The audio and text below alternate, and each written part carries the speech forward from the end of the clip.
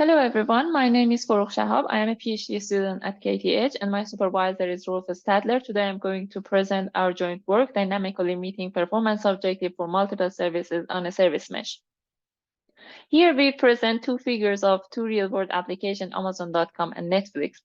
These microservice-based applications actually are very complex and huge applications. Each dot represents a microservice and the line between them shows the interconnection between these microservices. In the below, actually, you can see a short video that shows how Netflix is mapped as a directed graph and modeled as a directed graph. And in this directed graph, each node is a microservice and the interconnection between them shows the connection between these microservices. However, this simplified model is still very complex. In these kind of complex systems, the problem is how do we manage and configure these systems. So one solution for such a problem is automation. So we are trying in this work to help with the automation of services over network system. So we are trying to dynamically configure the system to meet the management objective. And therefore, system can continuously adjust to the changes and failures. And the prerequisite for such an automation is real-time monitoring and decision-making. Our focus in this paper is on microservice-based application as a directed graph, and we try to model the microservice-based application into the directed graph. In this directed graph, each node shows a microservice, and the links between these nodes show the interconnection between the microservices. The goal is to meet the management objective while we are applying some specific action controls and control actions. So, for example, one management objective can be maximizing the overall throughput while we are meeting a specific delay constraint for each service. So in this paper, actually, we are trying to model our application as a simplified directed graph, as you can see in this below part, which includes 4 nodes. So when we are trying to apply reinforcement learning to help the automation and learn the control policy to automatically manage the system and configure the system, we face mainly 2 challenges. The first challenge is infeasible training time, and the second challenge is investigation of edge cases. So I start from the second challenge. We know that in real systems and real applications, it's not possible to try everything. So some of the controls and configurations can cause failure, and this is not what we want. The first challenge is infeasible training time. Imagine that we have a simple application that we just present in this work, and we model it as a directed graph, as you can see on the left side. In such an application, let's say we have different control actions which has a different effective time. One of these actions, which is the fastest one, is routing. And when we say routing, we mean application layer routing in service mesh. This time for just applying the routing is 5 seconds and seeing the effect, and then system becomes stable. For such a system, just learning the system model and learning the control policy, tuning the hyperparameters, everything together is almost taking 2,500 hours, which is very huge time, considering that this system is very simple system. And when we are going to scale this system up, this time will also exponentially increase. So we will have some problem. And to solve this problem, we present our framework, which includes these 6 steps. The first step is to define the reinforcement learning model based on the management objectives and controls we have. Then we run this scenario on the real system and collect the monitoring data. Using this monitoring data, we learn the system model, which is a function which shows how the system evolves over time. So these 2 models are separated and they are different models. So we have one reinforcement learning model and we have one system model, which we are using to learn the control policies in the reinforcement learning. Now that we have the system model, we simulate the scenario and learn the control policy using this reinforcement learning model. Now we need to evaluate how effective the control policy we have learned is. We evaluate it on the simulator for the same scenario. And to see how general this control policy is, we evaluate the control policy with using this modified scenario. But the final step is the most important step to evaluate the learned control policy on the testbed for the same scenario and for the modified scenario. This step actually is most important because we had all these problems on the testbed. Before going into details of the scenarios, we would like to show our testbed. So our testbed has 12 compute and graphics servers, which have Linux on them, and we have Kubernetes as our orchestration layer. We have Istio as our service mesh, and we use MongoDB and Python to develop our application. And we try to instrument our real system to real-time monitoring and learning and prediction. Here we also show the behavior of our service with respect to the response time.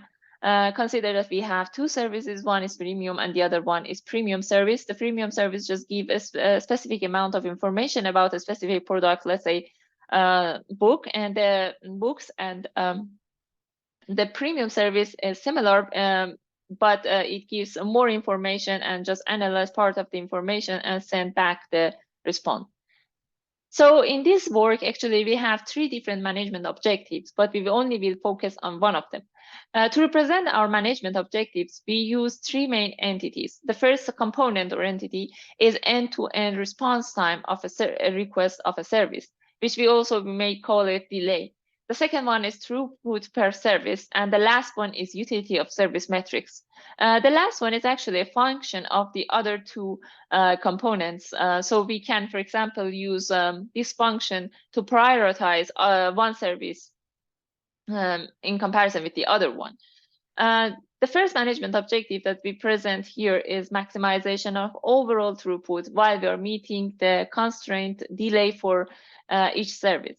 And we have different controls to reach this the management objective, and we present them here. So the first one is request routing per service. The second one is request blocking per service. And later in our future work, we will show that how we can use also a scaling of CPU and memory for each microservice component.